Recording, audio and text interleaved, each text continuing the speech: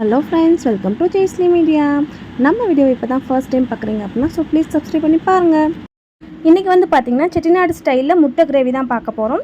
So அதுக்கு என்னென்ன பண்ணுறேன் அப்படின்னா, 1 டேபிள் ஸ்பூன் அளவுக்கு மல்லி இருக்கு இல்லையா, அது ஒரு 3 வரமிளகா, அதுக்கப்புறம் பட்டை, கிராம்பு, ஏலக்காய், ஸ்டார் எல்லாம் ஒன்று. அதுக்கப்புறம் சோம்பு இருக்கு இல்லையா, சோம்பு 2 டேபிள் ஸ்பூன் அளவுக்கு போடுறேன். அதுக்கப்புறம் கசகசா இருக்கு இல்லையா, அது வந்து 1 டேபிள் ஸ்பூன் அளவுக்கு போடுறேன். அப்புறம் பிரிஞ்சி இலை, அது ஒன்று. ஸோ இது வந்து 2 பேர்த்து அளவுக்கு தான் நான் குவான்டிட்டி சொல்கிறேன். ஸோ இதை வந்து நல்லா வந்து வணக்கணும். ஸோ நல்லா வணக்கி பொடி பண்ணி வச்சுக்கோங்க. ஸோ அதுக்கப்புறம் ஒரு பேனில் ஒரு 2 டேபிள் ஸ்பூன் அளவுக்கு ஆயில் விட்டுட்டு, ஸோ அதில் கடுகு, கருவேப்பிலை, அதுக்கப்புறம் ஆனியன். ஸோ ஆனியன் வந்து நான் 2 கட் பண்ணி வச்சுருக்கேன். ஸோ அதை ஆட் பண்ணியிருக்கேன்.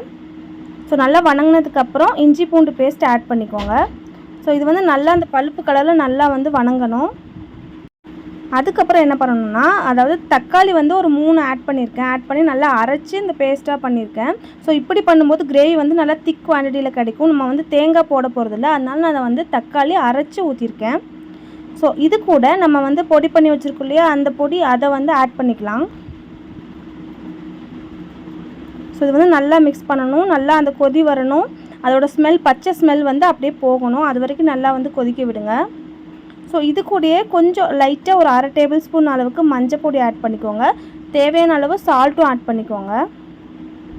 ஸோ உங்களுக்கு தேவை அப்படின்னா நீங்கள் வந்து கறி மசாலா இது மாதிரி ஆட் பண்ணிக்கலாம். ஸோ நான் வீட்டிலே அரைச்ச கறி மசாலா 1 டேபிள் ஸ்பூன் அளவுக்கு இதில் ஆட் பண்ணியிருக்கேன்.